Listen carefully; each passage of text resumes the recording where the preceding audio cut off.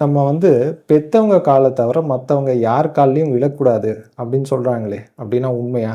மத்தவங்க கால்ல விழுந்தா பாவம் வந்துரும் அப்படின்ற மாரி ஒருத்தர் கேள்வி கேட்டிருந்தார். அதாவது நம்ம வந்து ஒருத்தர் கால்ல விழணும்னா, அது எங்க விழுறோம்ன்னு பார்த்து அதுக்கு பலன் இருக்கு. கோயில்ல யார் கால்லயும் விழக்கூடாது. கோயில்ல வந்து சாமி கால்ல மட்டும் தான் விழணும். ஸோ, அதனால கோயில்ல போம்போது யார் எவ்வளோ பெரிய ஆளா இருந்தாலும் சரி, யார் கால்லயும் கோயில் உள்ள போய் விழக்கூடாது. அது முதல் விஷயம். இன்னொரு விஷயம், இப்ப யாராவது வந்து அசுப காரியத்துக்கு போயிட்டு வராங்க.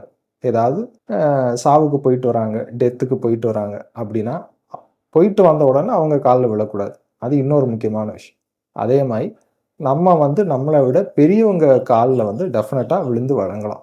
அது பெரியவங்கன்றது வயசு மட்டும் கிடையாது. அவங்களுடைய இருக்கக்கூடிய செயல்கள். இப்போ வந்து பெரியவங்க அப்படின்னு சொல்லிட்டு ஏதோ குடிகாரன் கால்ல போய் விழ முடியாது. சரிங்களா? ஸோ அதுவும் இருக்கு.